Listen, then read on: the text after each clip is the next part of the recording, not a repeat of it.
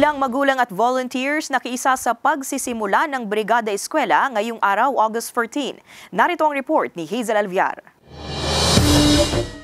Idinaan sa motorcade at maikling programa ang pagsisimula ng Brigada Eskwela ngayong araw sa Batangas City East Elementary School. Nilahukan ito ng mga guro, magulang at ilang miyembro ng pulisya. Pagkatapos ito ay tulong-tulong na sila sa paglilinis. Bukod sa mga classrooms ay higit raw nilang inihahanda ang kanilang gulayan sa paaralan para madali na lang itong tamnan ng mga learners sa kanilang pagpasok. Puspusan na rin ang isasagawang pagkukumpuni sa building na ito na magiging karagdagang classroom na pinondohan ng LGU. Sabi ko sa mga teachers, focus muna tayo sa sa labas, pagpapalinis, at next week po ang classrooms. Kaya kung mapapansin po ninyo, ang ibang classroom ay sarado, ang mga volunteers po ay nasa labas.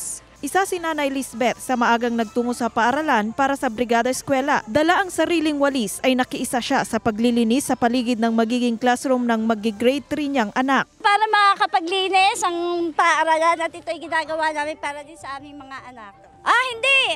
Ako okay lang dahil taon-taon talaga ako nagbibrigada. Kasabay nito ay pinagbawal na ng Department of Education o DepEd ang solicitation para sa mga gastusin sa Brigada Eskwela, lalo na sa mga magulang. Kami po hindi masyado na babahala sa financial kasi sanay naman po ating mga stakeholders na sila ay nagdo-donate. Tapos itinatanong namin kung saan nila gusto na ibigay yung or ilagay yung kanilang mga i-donate. Tinanggal na rin ng kagawaran ang paligsahan sa pagandahan ng mga classroom. Pabor raw dito ang ilang pamunuan ng paaralan sa Batangas at Lipa City dahil mas maitutuon ng mga guro ang kanilang atensyon sa aralin ng mga learners. Kasi intended po talaga ang classroom sa mga activities ng bata. Magaganda ng ating mga classroom ngayon. Lalong-lalo na po dito, mayroon tayong 21st century classroom. Kung makikita natin mga learning resources, yung activities ng ating mga teachers, talagang napakasisigla ng mga bata kapag sila nag-aaral. Dahil siyempre, naihanda ang paaralan. Kasama si Buhay Adanti Jr., Hazel Alviar, Balitang Southern Tagalog.